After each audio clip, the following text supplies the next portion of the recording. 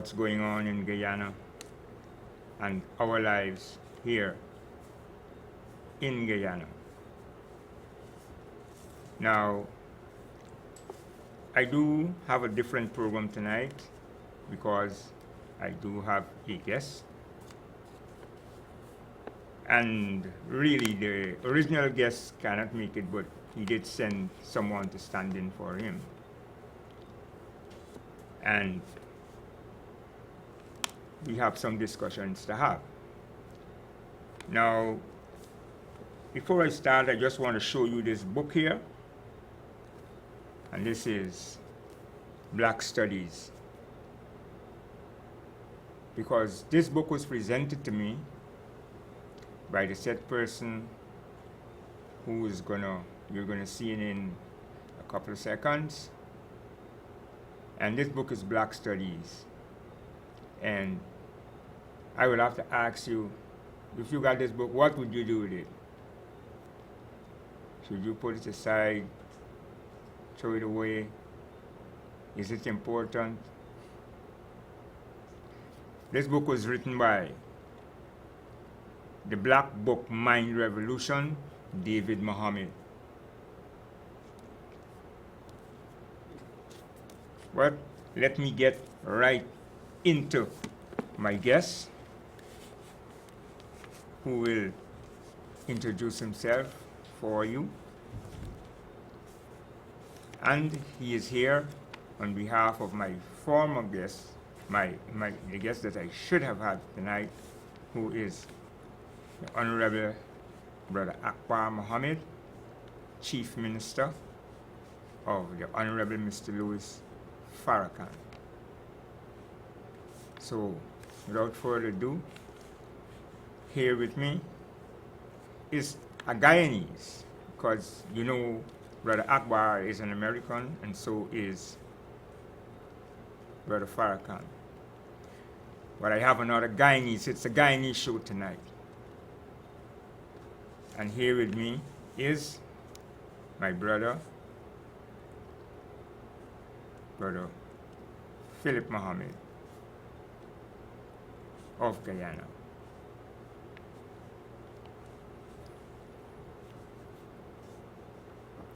Bismillahirrahmanirrahim. In the name of Allah, the Beneficent, the Merciful. First, I want to thank Allah for blessing me to be in Guyana once more. But I'm trying to solve a problem that we had 5 years ago. And I would like to say a little story about how this problem came about. Because this is a saying that goes like this: you know, you try to do good, but there's always obstacles in the path of someone doing good. In 1996, I was fortunate to travel to Africa with my brother, and I met Minister Akbar Mohammed, who is and was at that time the international representative of the Nation of Islam under the leadership of the Honorable Minister Louis Farrakhan. I was fortunate to meet him because I was a young Muslim, joined the Nation of Islam in 1993, and wanting to know more about the Nation of Islam. Fortunately, he took me under his wings and began to teach me about the Nation of Islam. I was amazed because after living in Canada for a period of time, hearing about the black Muslims, I didn't understood, or I couldn't comprehend what it really meant until he began to teach me what the Nation of Islam represent and what's its purpose. And I begin to grow to understand more of the Nation of Islam, I was fortunately taking several trips with him to Africa. And our conversation always talks about Guyana and looking back at Guyana, where we were and where we are at the time of our conversation. And Guyana began to attract a criminal mind or criminality that I believe was an outside force. And I keep asking him, since the Nation of Islam is supposed to be good for black people especially, then we could get some of these teachings into Guyana. I keep asking him, keep talking to him about it. Eventually, he came in 2001, and he was well received by then President Agdio, offered a gift to. So he's not new to Guyana, and he has been in Guyana several times before that I am not aware of, until he begins to tell me of some of the things that he went through in Guyana before. He always says to me he loves Guyana. It's a rich country, and he could not understand how come there can be poverty in Guyana with such a richness. So something was happening in Guyana that the people were not benefiting from the richness of Guyana. Anyway, he came in 2001, but I couldn't make it in 2001. So I keep on him, and one day we were at a place in Canada, Montreal, Canada, and I heard him did a lesson or a lecture that amazed me, because he was speaking about Africa and the Holocaust of the African people, and how they actually drained Africa from its wealth of knowledge in the slave trade. The same as happening today in Guyana, where Guyana is brain drained. The wealth, meaning the knowledge of Guyana, is in some other country, probably in Canada, in America, in Britain, or some part of this world. So there's a brain drain. And that was the same problem that we went through in the slave trade of Africa, because they took the wealth, the knowledge of Africa, and bring them to the Caribbean, to North America, and to build a kingdom for the Europeans. So we have to understand what took place. So I asked him, I said, Brother Minister, could you come to Guyana to deliver this kind of message? I felt it would be good for the people, especially this young student or the young brothers who are not aware of what's happening to them. The Nation of Islam has also embarked in mission of going into prisons in America to reform prisoners.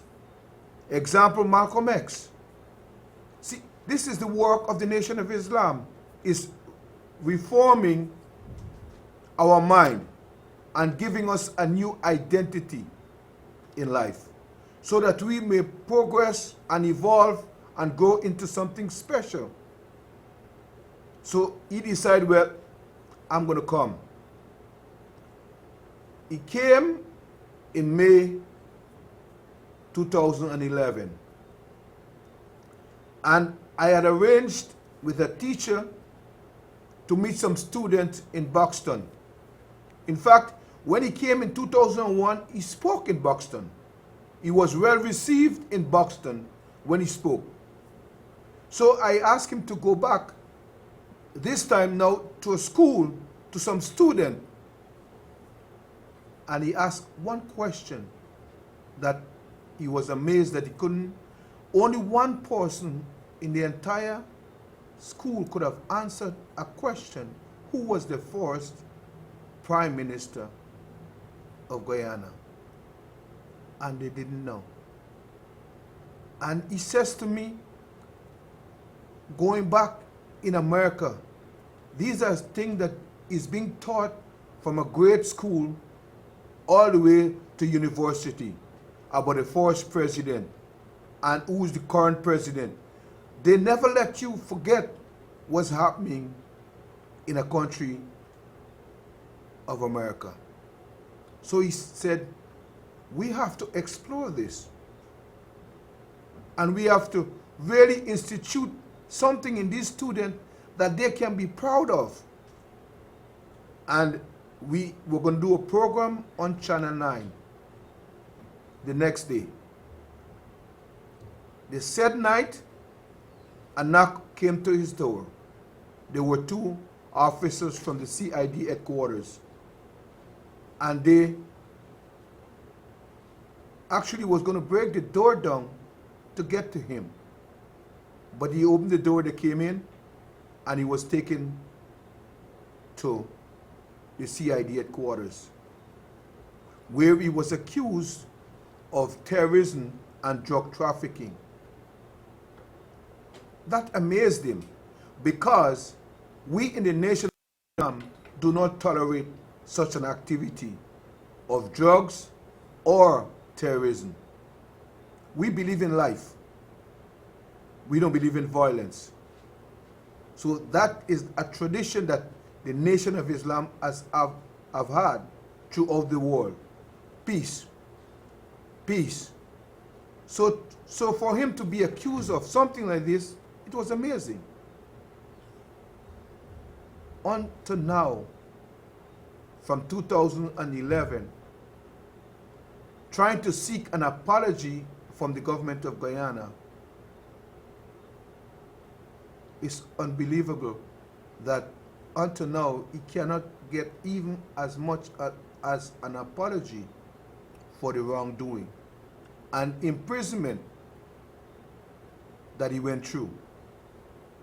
So that's what he's seeking presently, and whatever should comes after is all up to Allah. But he's a friend of Guyana, always been a friend of Guyana. I've always spoken well of Guyana and the people of Guyana. So to be accused of something like this is astonishing. It's unbearable at times for him and for me to go through, because I am suffering the same fate. I am unable to cross the border into America because of this issue. In fact, one time, trying to get to America, they handcuffed me like a prisoner because of this incident. And for me not to get an apology for this kind of wrong, and all we want to do is to reach our people. Because when I look at the crime that's happening in Guyana, it's astonishing. From where we were and from where we are today. We said we have gained more knowledge, but we have gone more violent. We have gone more destructive. And we should hold back, change course, because we are doing ourselves no good. Thank you. Now to my brother, Culture. First of all, let me thank you for the book, Black Studies, and it's very welcome. Now, I don't know how many persons ever heard me say this before, but I am very much interested in this matter because I was there that same night until around 11 or just after. I was in the hotel. We had a meeting with Brother Akbar and a few others. And I remember myself and my brethren were actually two of the last 3 or 4 that left. And he went to his room. So I was shocked the next day because he was supposed to be going to Linden. As a matter of fact, I don't forget because I was calling the other brother who was going to Linden with us because I was supposed to ride with him. And first he said, well, we have to wait for a call, you know. I'll tell you later if we're going to go or not. And that went on till in the afternoon. When I called and called back, I never had an inkling that, well, this is what had happened. In the fanciest hotel in Guyana at that time. And having been there just, you gotta say, 4 hours. If they came 3 o'clock, well, 4 hours before that, I was there with Mr. Akbar. So I have a personal interest in this. And this is why, in appearing on a program discussing this matter on another channel, I distinctly said this need to be brought up in the parliament because the person who was in charge, who was the president, is in the parliament. So one of the parliamentarians need to raise this issue, asking the person in charge what is the reason this person was really stopped for. Because he was not arrested, he was just released. So where did this information come from?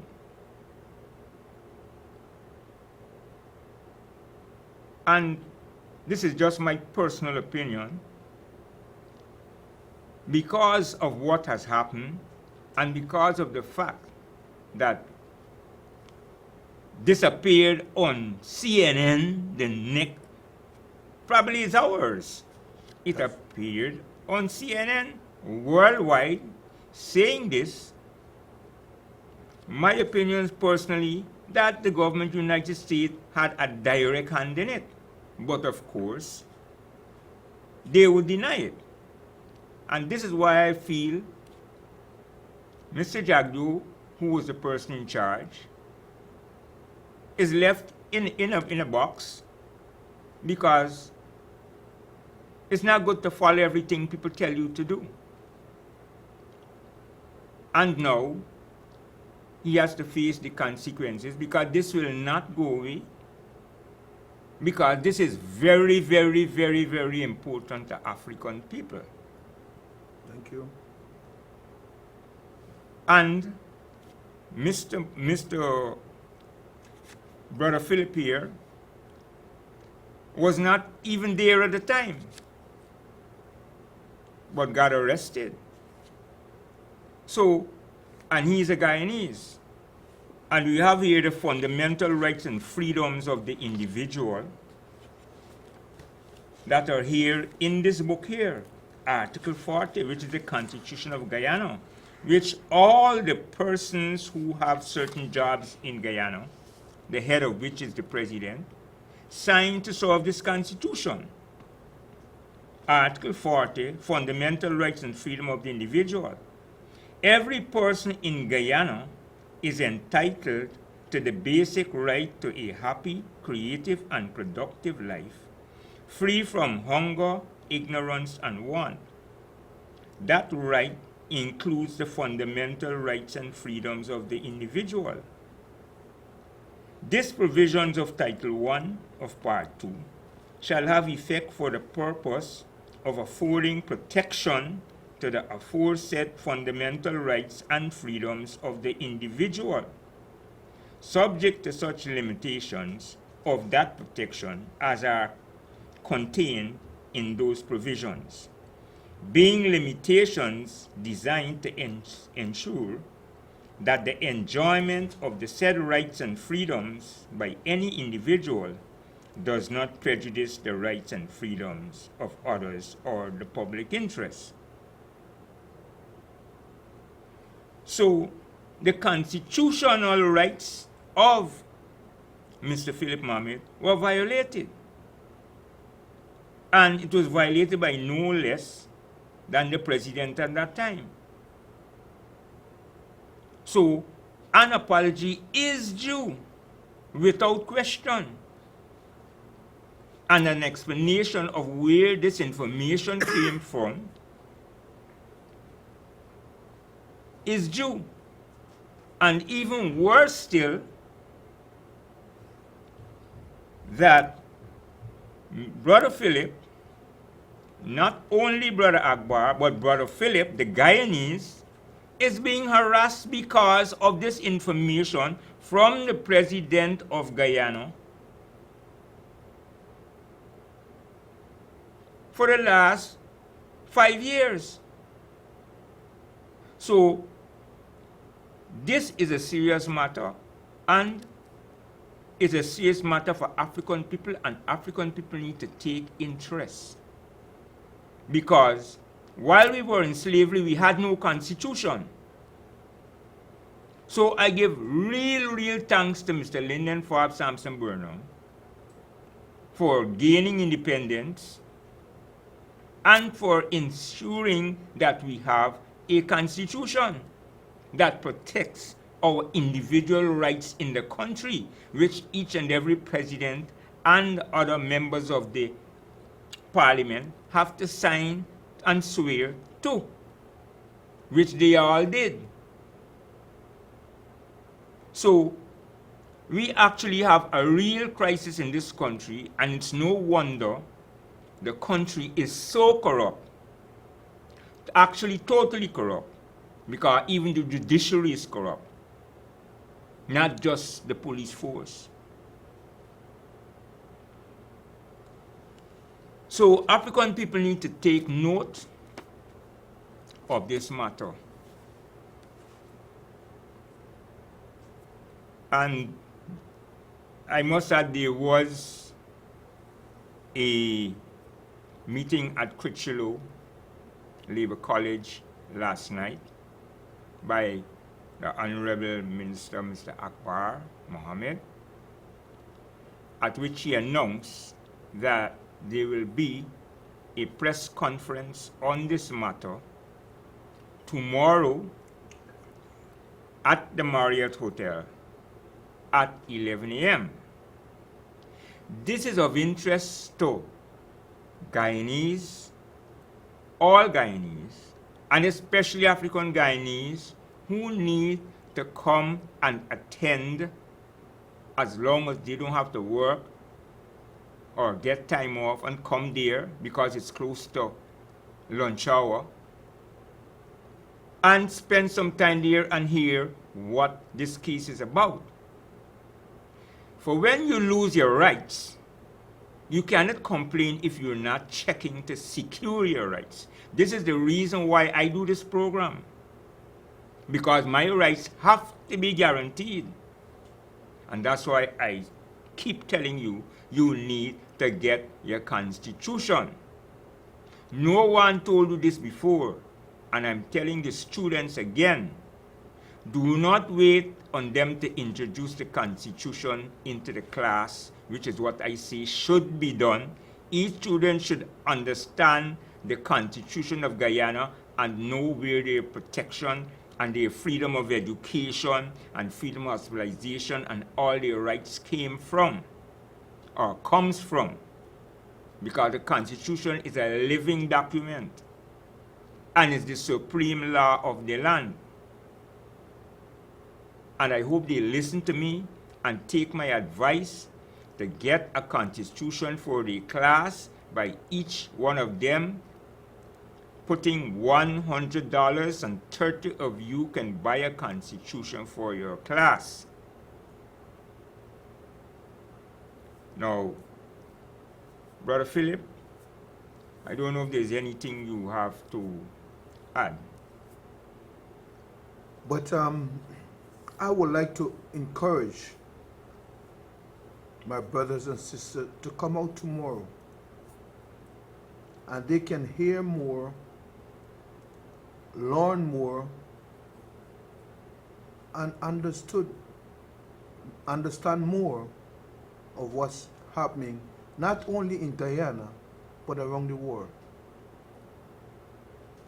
As we are taught, as an African people, we are universal.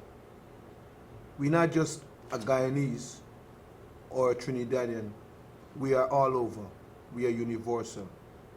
And we need to know and understand who we are and how we can grow in unity, to love one another. As Jesus said, love ye one another as I have loved you. And we should really and truly work towards and developing such. Thank you. I want to say further now. I want to say to my Indian brothers, and this is because of the racism that has been injected into the world by Europeans on a major scale, especially against Africans, because they have taught this all around the world. And it is practiced because it is based on the color scheme. The lighter you are, you have the highest rights. This is how they taught it. They wrote it in books, they wrote it in laws. They even made Africans in America 3/5 of a man. This is how serious this matter is.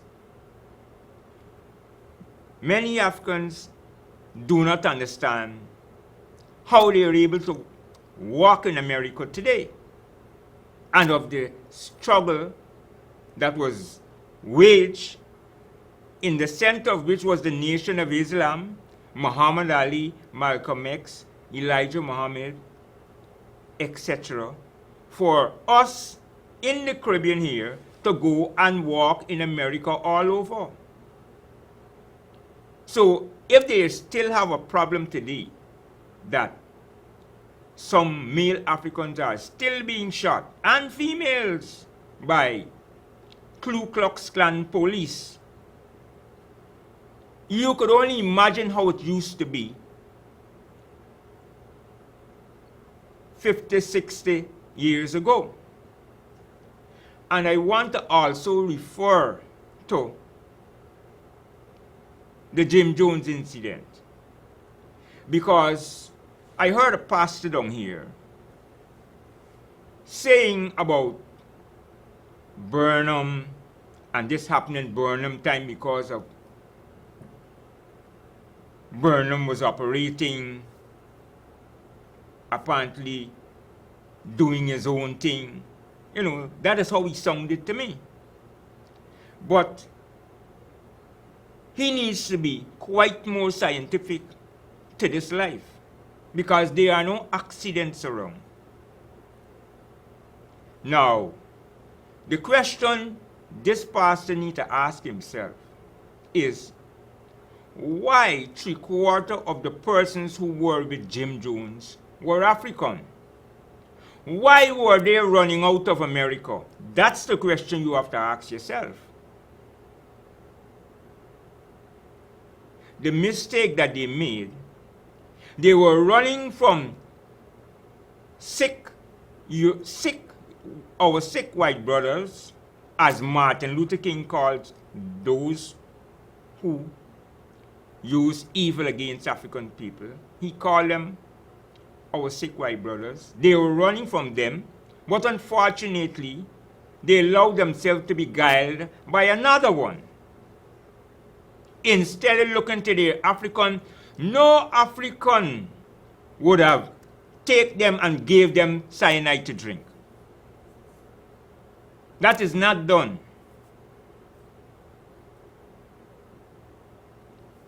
So that's the error they made. But they were running out of America.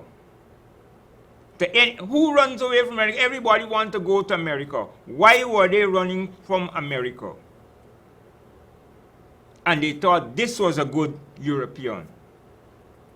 But those who, and that same European put on a board, those who forget their past are destined to repeat it.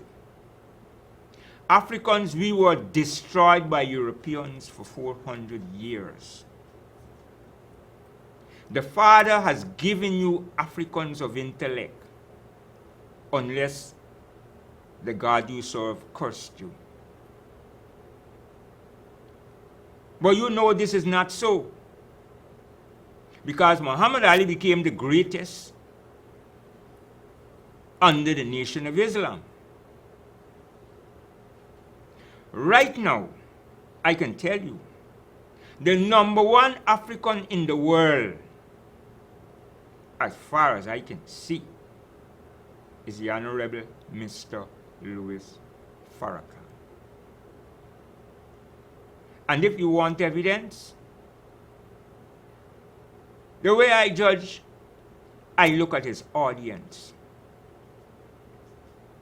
And what I see are the most disciplined and intelligent Africans around the world today.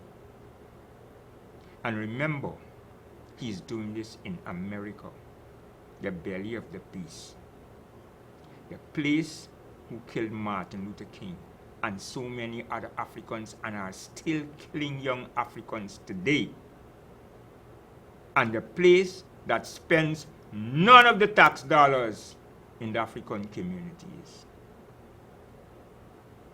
And as a matter of fact, they allow the real estate, etc. people to exploit Africans, and it is covered by the Justice Department. So, you need to look at Minister Louis Farrakhan's program and listen to what he's been telling you. I can remember I was already doing my program in 2003.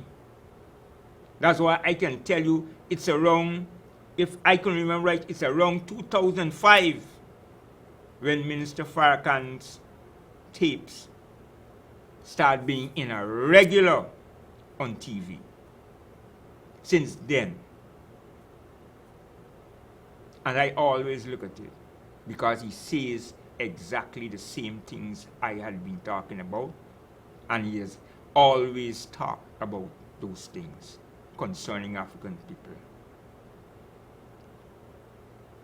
Listen to me good. The number one African in the world today is the Honorable Minister Louis Farrakhan.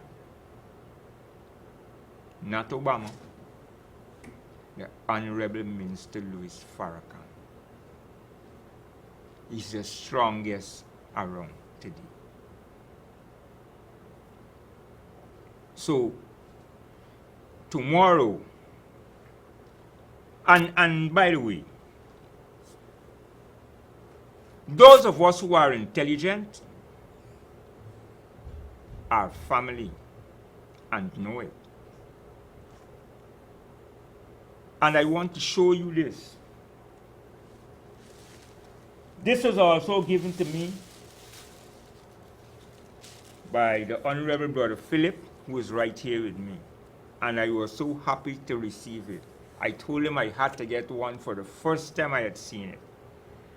And this is a picture of the Honorable Lyndon Forbes Sampson Burnham and the Honorable Mr. Louis Farrakhan in their younger days. I was just hearing Brother Akbar Muhammad last night telling us when that he is the one who took this portrait. And it was in the hotel in America when, I think he said when Mr. Burnham went there, I think that was when it was the independence, or just after he was prime minister, in the early days. And you could see, it's the young Mr. Burnham and Mr. Farrakhan. The young Mr. Farrakhan. And the incredible thing about it, when last have you seen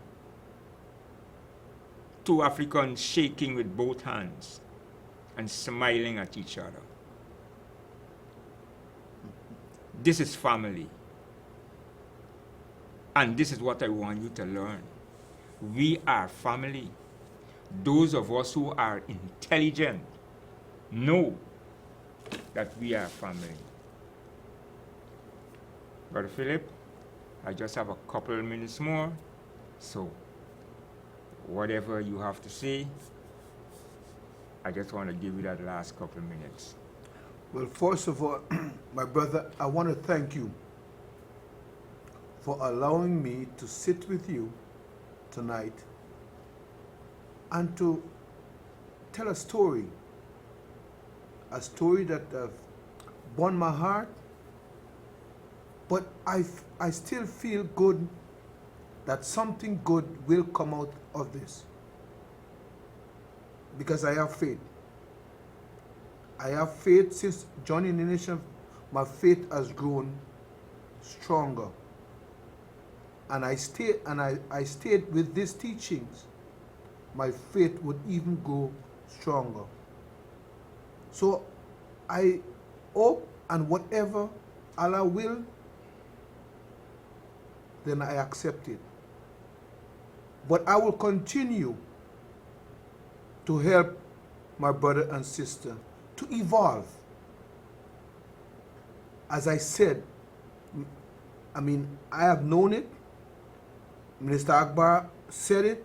Even the Honorable Minister Farrakhan, when he came here in '96, he talked about Guyana being, he said you can plant just about anything on this soil and it will grow because of the richness of this soil. So this is a rich country. And I would like to see more of my brothers and sisters come out of poverty, of want and in squalor.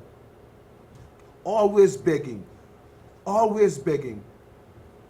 That's not the way God had made us to become. That's not what God had want us to become, beggars of society. We're not Lazarus. We were born with a mind to evolve and grow into something special. But we just need the right guidance, the right knowledge, and we can evolve into someone special. Guyana, as Mr. Akbar would tell you, used to be the third literate country in the Caribbean at one time. Today, we are not that. And we need to get back to that stage. Especially, I look at schools. In fact, I was passing by a school. It was 10 o'clock in the morning, and that's the time children were going to school when the school actually starts at 8:30. You can't have that. That's undisciplined. And these are things we need to get back into order so that we can grow, we can evolve. If we don't have a discipline, you can never grow without a discipline. Everything in life grows because of discipline. It's a character that each one of us has, and we must get it back to it, or we become a destructive force or a destructive element. And we need to get back to where we were so we can grow. Thank you, my brother. Yes. Well, thanks to Safe TV. But there's just one topic I want to say. I was mentioning our Indian brothers. that they must not feel away when they see Africans get together. We have no problem when we see Hindus on TV or whatever get together. That is what they have to do. It's none of our business, right? But what I want to say is that what supporters need to do, the Indian people who were supporters of the PPP, some of course did support the coalition. Now, those who supported the PPP, I just want to say to you, you have to stop asking the coalition this and coalition that at this time. What you're supposed to be asking, it's the PPP. How come after 23 years you are still poor? Those who are not have anything. You can't be complaining to the coalition. They now come in. And this is why we Africans have to ensure that after 23 years, if the coalition was to be in that time, we are not poor also. Because this economic thing is a funny thing. And greed is ruling Guyana. So you need to find out from the PPP first, before you complain to the coalition, why after 23 years, you're still poor. You cannot blame the coalition right now. Thank you. Safe TV, thank you. I'll see you in the next 2 weeks and we'll deal more with this topic. Because we have to get rid of the race problem in this country. You can vote race, but you can't talk race. You have to be responsible in that. These are the people you vote for. They did not look after you, and you have to blame them. Similarly, we Africans have to blame the coalition that we vote for if we don't get what we want. Thank you, Safe TV. Thank you, Brother Dominic. See you in the next 2 weeks.